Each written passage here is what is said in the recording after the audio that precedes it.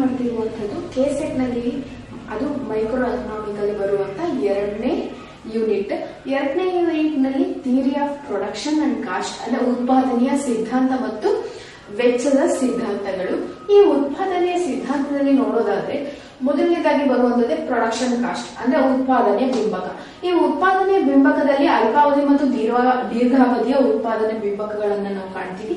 ನಂತರ ಉತ್ಪಾದನೆಯ ನಿಯಮಗಳು ಅಂದ್ರೆ ಏನಲ್ಲ, ಪ್ರತಿಫಲ ನಿಯಮಗಳು. ಈ ಪ್ರತಿಫಲ ನಿಯಮದಲ್ಲಿ ಏರಿಕೆ ಪ್ರತಿಫಲ ನಿಯಮ, ಇಳಿಮುಖ ಪ್ರತಿಫಲ ನಿಯಮ ಮತ್ತು ಸ್ಥಿರ ಪ್ರತಿಫಲ ನಿಯಮಗಳನ್ನು ನೋಡ್ತೀವಿ.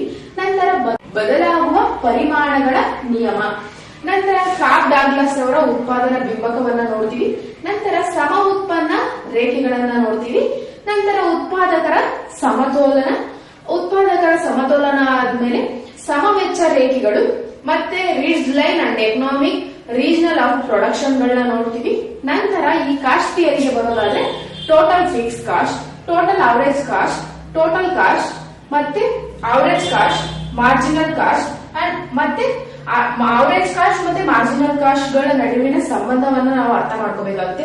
ಮತ್ತೆ ದೀರ್ಘಾವಧಿ ವೆಚ್ಚ ರೇಖೆಗಳನ್ನ ನೋಡ್ತೀವಿ. ದೀರ್ಘಾವಧಿ ವೆಚ್ಚ ರೇಖೆಯಲ್ಲಿ ದೀರ್ಘಾವಧಿ ಸರಾಸರಿ ವೆಚ್ಚ ಮತ್ತೆ ದೀರ್ಘಾವಧಿ ಸೀಮಾಂತ ವೆಚ್ಚಗಳನ್ನ ನಾವು ನೋಡ್ತೀವಿ. ನಂತರ ಮಾಡರ್ನ್ ಕಾಸ್ಟ್ ಥಿಯರಿ ಏನ್ ಬರುತ್ತೆ ಅದರಲ್ಲಿ ಎಲ್ ಶೇಪ್ ಕರ್ವ್ ಗಳನ್ನ ನಾವು ನೋಡ್ತೀವಿ.